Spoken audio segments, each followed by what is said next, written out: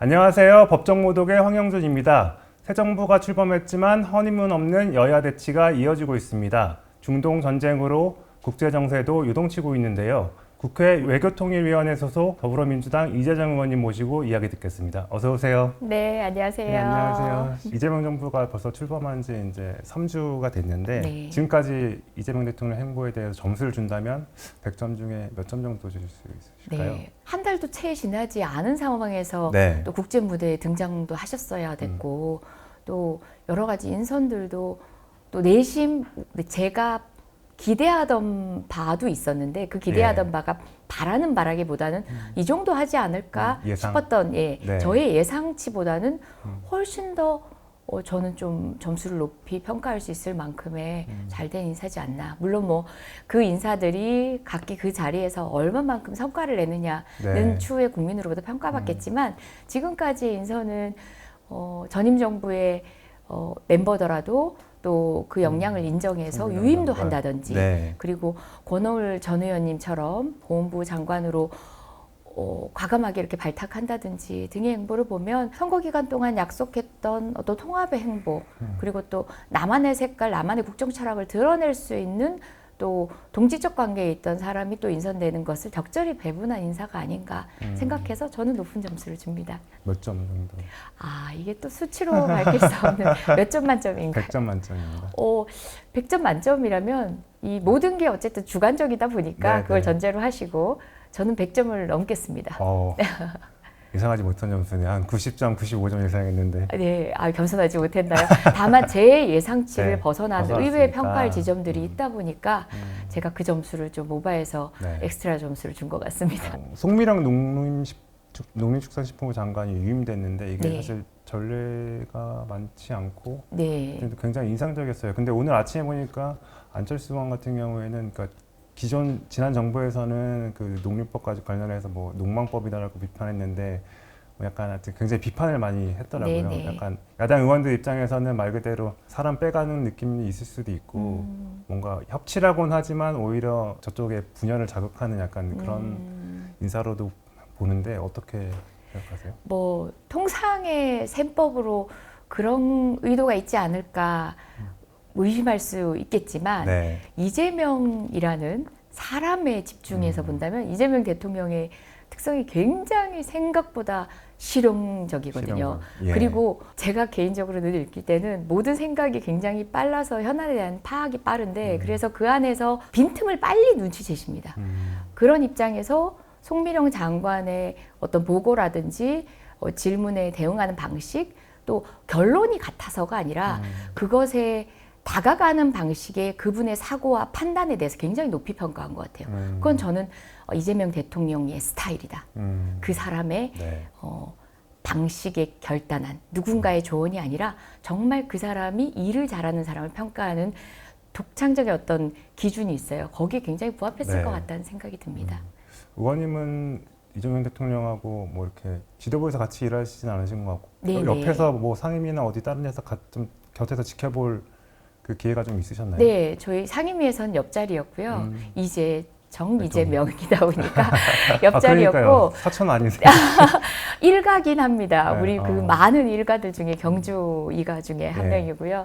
그리고 민변에서 같이 활동을 했었고 예. 그래 여전히 이제 이재명 성남시장으로 저한테는 저장이 돼 있는데요. 아직까지 직함을 변경을 못했습니다. 네. 행정가로서 처음 등장하고도 굉장히 노련하게 했던 그 이재명 시장의 모습이 각각 그 변태를 하는 과정에서도 네. 부합한 방식으로 기대에 부응했지 않나 그런 기억들을 하고 어쨌든 있습니다. 그러면 성남 민변 시절부터 해서 성남시장 시절부터 쭉 어쨌든 네, 지켜보셨네요, 경험했고 옆에서. 저는 지난 대선 때 네. 제가 경선 과정에서 방송 토론을 맡았었습니다. 근데 방송 토론이라는 게 정치적으로 모든 것들이 집약된 공간이거든요. 네. 왜냐하면 정책도 마련이 돼야 되는데 정책이 그냥 정책에서 끝나는 것들이 아니라 캠프에 합류한 숱한 인사들, 정치권도 있을 거고 학계도 있을 거고 학계도 다양한 지파들이 있습니다. 그렇죠. 예. 그 모든 산업군에도 있고요. 그 사람들을 아울러내면서 나의 철학도 반영하고 또 배제된 사람은 달래는 과정까지 포함된 게 사실 경선 과정에서 방송 토론이었어요. 그 과정에서의 그분의 결단, 그 다음에 사안을 파악하는 정말 패스트 러너거든요. 그런 조화로운 지점 보고 사실 그때는 좀 탐복했었거든요. 때로는 너무 집요해서 부담스럽기도 했고요. 실무를 하는 입장에서는. 네. 의문이 드는 게 있으면은 돌아가지 않고 네. 다이렉트로 이제 실무를 함께 하는 사람한테는 굉장히 부담스러운 지점들 중에 하나인데 그렇게 제일 가까이 뵀던 것 같아요. 모시기 좀 적지 않게 힘들었다는 말씀. 아, 거기에 박점이 들어가나요? 네. 그 오늘 지금 이제 곧 김인석 국무총리 네. 후보자 인사청문회가 시작되는데 뭐 야당에서는 10가지 결격 사유 주로 이제 뭐 재산하고 추징분 납부 과정에서의 그 자금 문제 이런 네. 것들을 주로 지적할 것 같아요. 이재명 대통령은 어쨌든 뭐 후보자의 이야기를 들어보겠다, 청문회를 지켜보겠다 이런 입장인데 오늘 인사청문회를 계기로 어쨌든 국민들이 좀 납득할 수 있는 해명이 이뤄질까요? 네, 저는 그렇게 기대하고 있습니다. 지금까지 10가지라고 네. 하지만 이미 해소된 것도 있고 이제 10가지로 프레임을 만든 이상 네. 그러면 이건 철회. 할 수 없는 게 또 야당 입장이지 않겠습니까? 그렇죠. 10가지라고 만들어놨지만 이미 소명이 된 내용들도 있고 또 재산 증식이나 소비, 수입과 지출의 상관관계와 관련해서도 소명이 된 내용들이 거의 많다고 보거든요. 디테일한 부분에 있어서 아직도 지적하고 있는 부분들은 후보자가 오늘 내일 과정에서 충분히 해소할 걸로 기대합니다. 인사청문회에서 김 후보자가 이제 의혹에 대해서 제대로 설명을 못하고 야당에서는 이제 인사청문 경과보고서 채택을 반대하고 하더라도 어쨌든 민주당 입장에서는 뭔가 이렇게 후퇴는 없다 이런 입장인 거죠.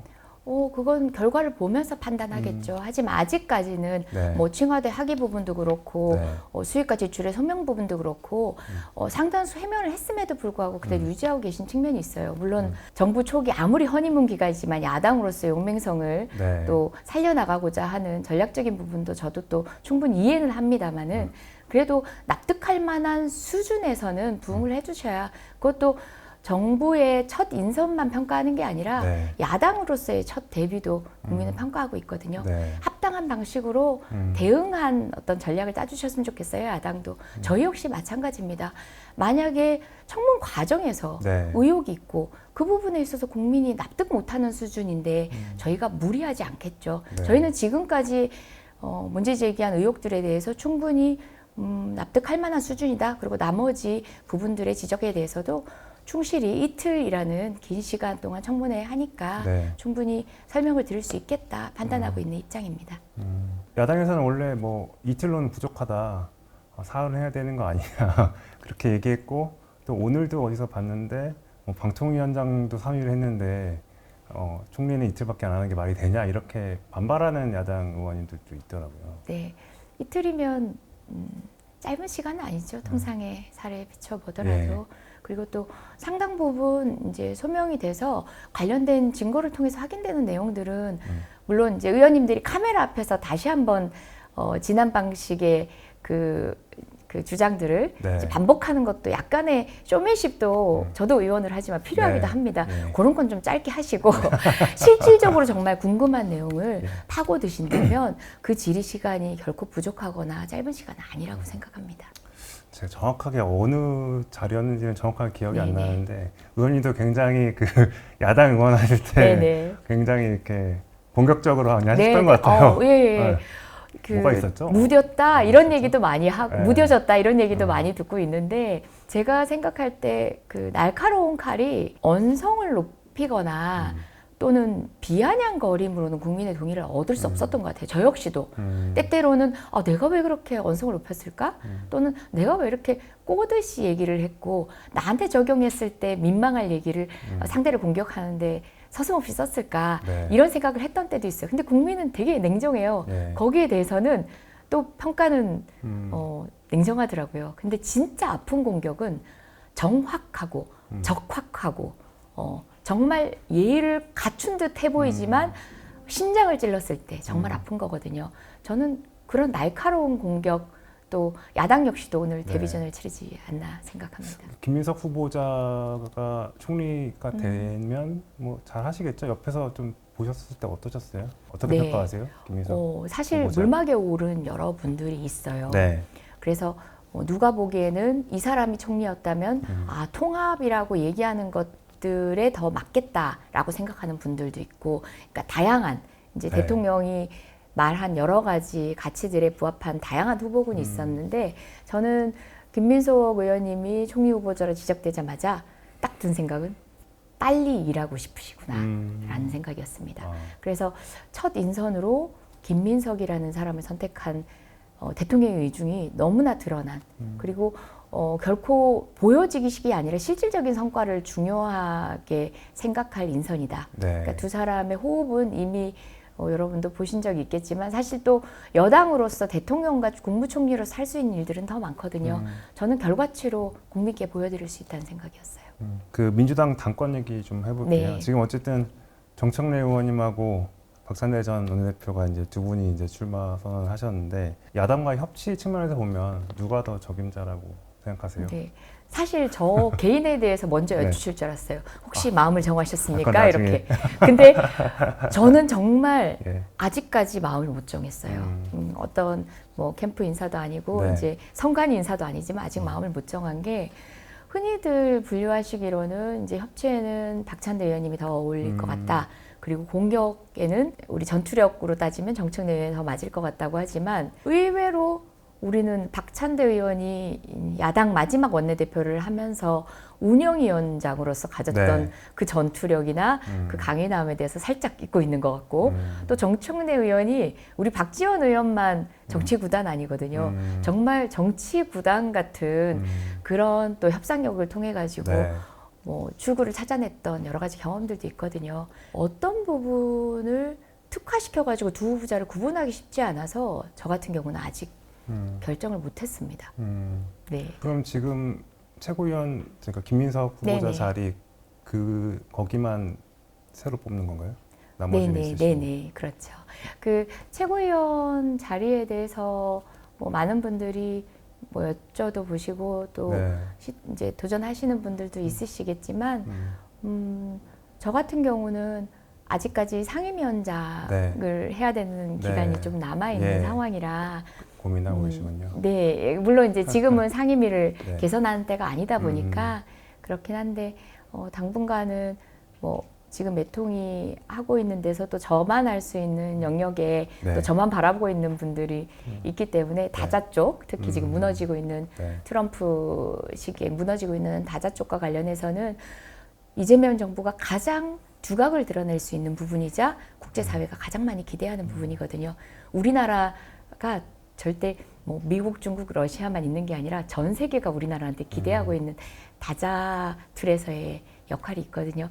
거기에 좀 역할을 하는 좀 전문성 있는 네. 그 부분에 지금은 더 집중하고. 포커싱을 맞추고 있습니다. 어쨌든 그러면은 만약에 당대표만 놓고 보면 지금 누가 더 우세하다고 볼 수 있나요? 정청래 의원 그리고 박찬대 전 원내대표. 네, 사실 이게 자꾸 바뀌는 것 같아요. 네. 네, 분명히 본격적인 레이스 전에 정청래 의원님이 이제 꽤나 오래 전부터 당대표 도전 예. 관련해서 그럼 정청래 의원님이 다음엔 당대표가 되실 가능성이 많지 않겠어?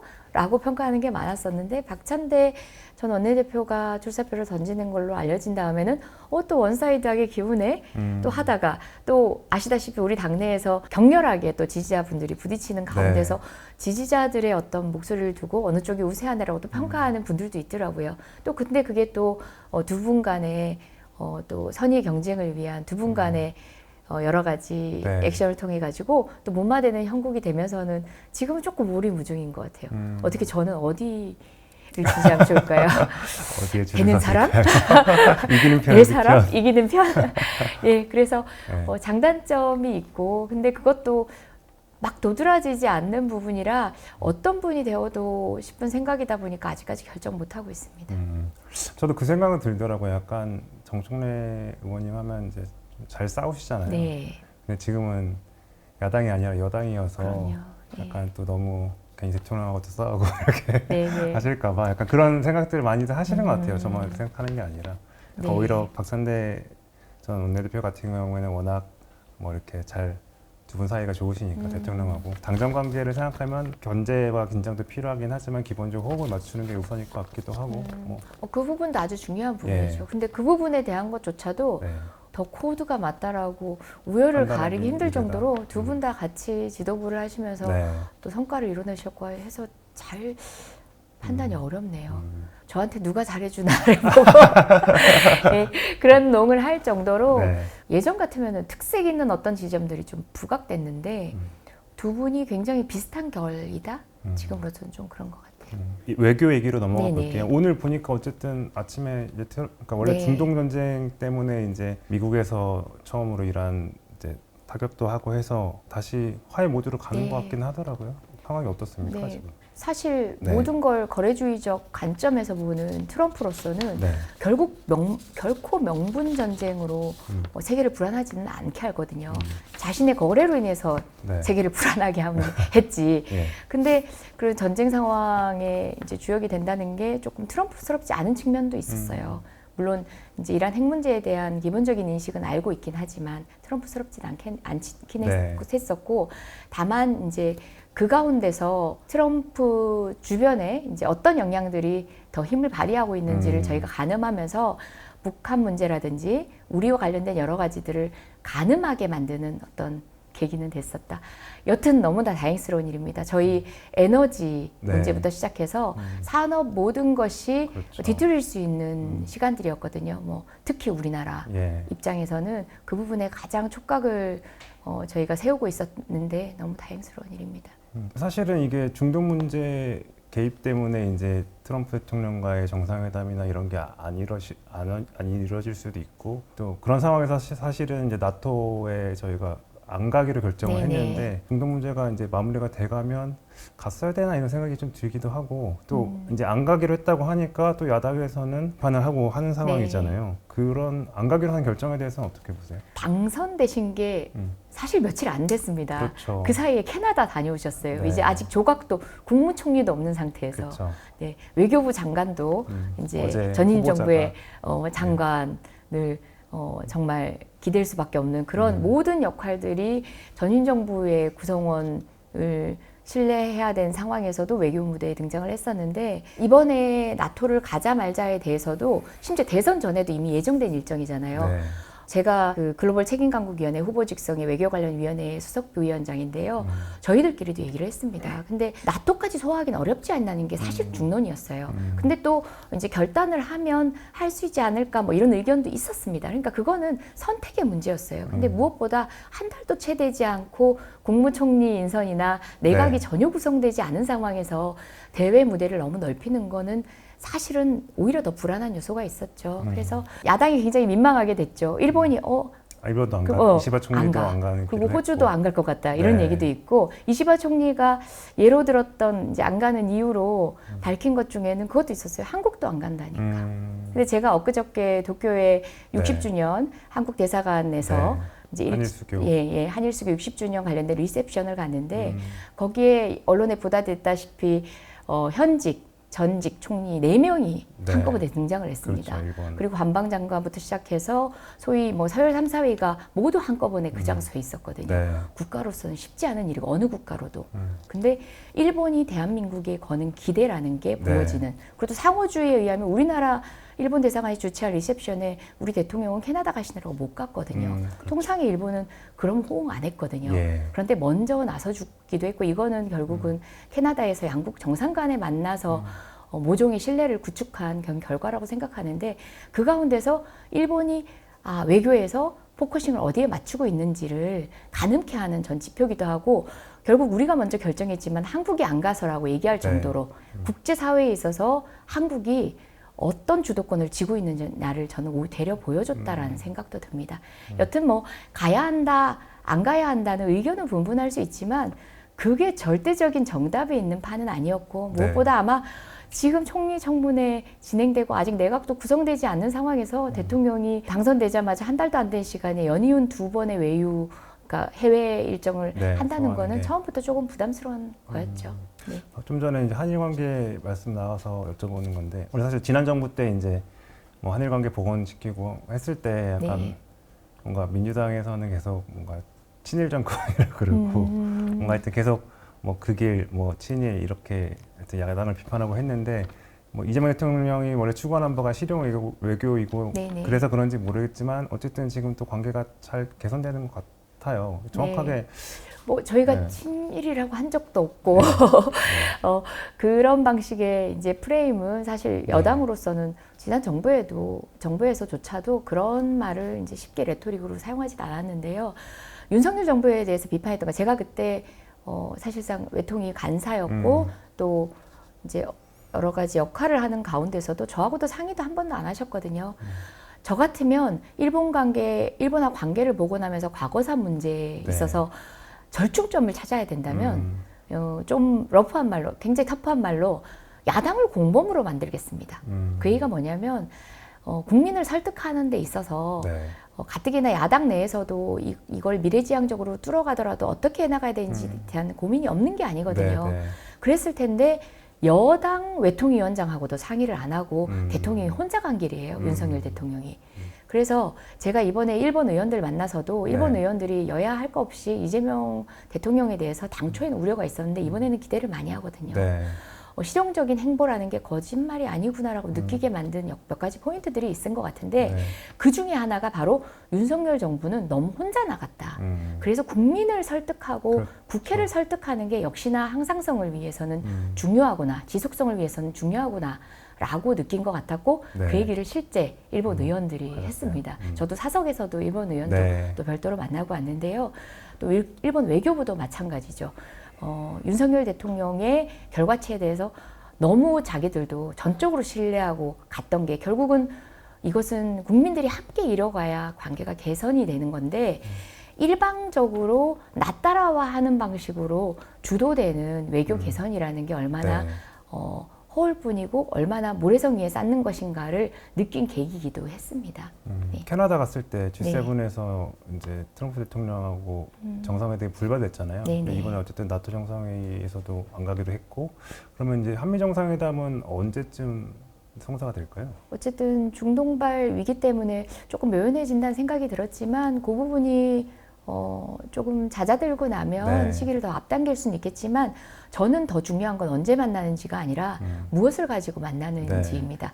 예전에 윤석열 정부 말기에도 협상에 너무 빨리 나서는 게 가장 이해가 안 되는 측면이었거든요. 지금 미국과의 협상에 있어가지고 먼저 나서는 게 호구가 되는 상황이었고 결국은 저희가 정부의 공백이라는 정말 안타까운 사정이 오히려 또 저희한테는 또 가진 지렛대가 되어서 어떻게 보면 다른 나라들이 굉장히 부러워했거든요. 미룰 수 있는 어떤 이유가 됐는데 그 결과치로 보면은 트럼프의 모든 관세 협상이 결국은 다시 후퇴한다든지 그런 것들을 보고 있지 않습니까? 저는 좀 정교한 설계를 통해서 정상 간의 외교는 탑다운 방식으로 풀릴 논제도 가지고 가는 거지만 결국 모든 게 다 세팅되고 가는 거거든요. 그래서 자신감 있는 안을 가지고 그러니까 어떤 걸 테이블에 올려서 어느 만큼의 성과를 가지고 올 것이다라는 그런 내용들이 설계되는 게 저는 우선이지 않을까 생각합니다. 이재명 정부가 집권한 데 대해서 어쨌든 미국에서는 뭔가 약간 좀 더 이전 정부에 비해서 좀 더 이제 친중 성향이라고 판단을 했었던 것 같아요. 그래서 지금도 계속 나오는 게 뭐 안미 경중은 안 된다 이런 얘기들이 그 당국자들이 많이 하고 있잖아요. 중국과의 관계가 그래서 더 이제 중요할 것 같은데 여기는 어떻게 저희가 균형 아니면 실용 이렇게 실용적으로 해야죠. 이제 균형이라는 말이 지난 과정에서 너무 도식적으로 들리게 만든 측면이 있습니다. 실용적이라는 말을 저는 선택하고 싶은데요. 트럼프 대통령이야말로 사실 가치 얘기를 중시하면서 정작 가치 얘기를 안 하고 있잖아요. 결국 한미동맹이 맞나 싶을 정도로 미국이라는 나라도 이제 미국 중심의 국익으로 한미동맹이라는 내용도 새롭게 다듬어지고 있는 상황에서 저희야말로 미중 간의 어떤 획일화된 어떤 선택이 예전에 냉전 시대하고는 굉장히 다릅니다. 여러 가지 외교 전술이 필요하고 그 안에서 우리 발목을 묶을 만큼의 지나친 구속들은 갖지 말고 전략적 자율성이 무엇보다 중요한 때라는 생각이 들고요. 그 안에서 그야말로 자주적인 고민을 할 수 있다고 봅니다. 그리고 지금은 뭔가를 선언적으로 하는 것만큼 외교에서 실패가 없다고 봐요. 어떻게 바뀔지 모르는 상황입니다. 심지어 미중 관계조차도 우리가 예전에는 디커플링 될 거라고 생각했지만 결국은 절대 디커플링 되지 않는다는 걸 확인했던 몇 년이었거든요. 네. 먼저 선언적으로 천명하는 것만큼 바보 같은 전술이 없습니다. 저는 추이를 지켜보면서 어떤 것이 가장 국익에 부합하고 지금 대한민국 상황에 가장 유리한 것인지를 판단할 수 있도록 우리의 룸을 만들어가는 거라고 봅니다. 어제 이제 조현 전 대사가 네. 장관 후보자로 네. 이제 지명이 됐는데 어떠세요? 조 후보자는 좀 잘 아세요? 괜찮으신 분인가요? 네, 저는 조 후보자님께서도 다자외교 네, 측에서도 그러네요. 일가를 이루신 분이라 공무원분들이 다 각기 네. 특성들이 있겠지만 또 전공이 미국하고 있죠. 외교나 또 네. 다자외교에서 유엔 쪽이라든 다자외교 쪽에서 일가를 이루신 분이라 다각적 외교에도 역할을 하실 것 같고요. 다만 처음에 이렇게 보시는 분들도 많았어요. 위성락 의원님, 이제 정치인 네. 출신이긴 하지만 외교부 출신의 보수성을 가진 분이 안보실장이 되고 또 이제 우리가 기대하기로 또 조현 외교부 장관이 지명되지 않을까 보면서 너무 관료 중심적이 아닌가라고 보고 있는데 통상적으로 외교부에서 잘 나가는 전통적 방식의 외교 전략을 선택하는 분이 아니라 네. 방금도 얘기했다시피 조현 장관이 가지고 있는 어떤 외교의 다각적 고민을 모색할 수 있는 전문성을 가진 분들 그리고 또 위성락 대사 같은 경우는 북한 문제에 대한 오랜 경험이 또 다자 틀의 안에서도 또 있으신 분들이거든요. 그런 기대가 오히려 전통적 외교 공무원으로서의 안정감도 주는 거고 그것들을 크게 거스르지 않으면서 그런 공적 구조를 거스르지 않으면서 가질 수 있는 어떤 대한민국 외교의 어떤 출구 전략에는 좀 부합한 인사다라는 생각이 들고요. 조현 장관님은 제가 캠프에서도 네. 이렇게 뵙기도 했고 그 다음에 그 전에도 또 이제 공무원직을 하고 계실 때도 저도 또 의원으로서 뵙기도 네. 했지만 굉장히 신중하신 분입니다. 그것들이 또 이재명 대통령의 결단과 맞물려서 낼 수 있는 시너지가 있지 않을까 기대합니다. 그럼 하여튼 이재명 정부 들어서서 어제 이제 이종석 국정원장 네. 후보자 인사청문 보고서도 어쨌든 네네. 야당에서 네, 채택이 협조를 해줘서 이제 네. 채택을 했고 그리고 뭐 어쨌든 그 지난 주말에 여야 지도부도 네. 불러서 대통령하고 오찬도 하고 하는 거 보니까 이제 좀 우리 정치가 조금 협치와 통합으로 가는 게 아닌가라는 기대는 드는데 네. 마지막 네. 질문으로 이제 국민의힘 의원들에게 음. 뭔가 바라는 게 있다면 협치 관련된 측면에서 한 말씀 부탁드리겠습니다. 물론 이제 야당으로서의 정체감 또 그런 각오가 있어야 또 우리 정부가 잘 되기도 합니다. 필요합니다. 당연히 필요하죠. 근데 의외로 이제 보여지는 모습과 다르게 국민의힘 의원님들하고 만나 뵈면요. 의외로 기대를 하고 계십니다. 이재명 대통령이 가지는 그런 끊임없는 고민들, 네. 이제 어제 했던 고민조차도 오늘 바뀐 상황에 대해서는 다시 기꺼이 후퇴해서 고민할 수 있는 그런 유연성에 대해서 또 높이 평가하시더라고요.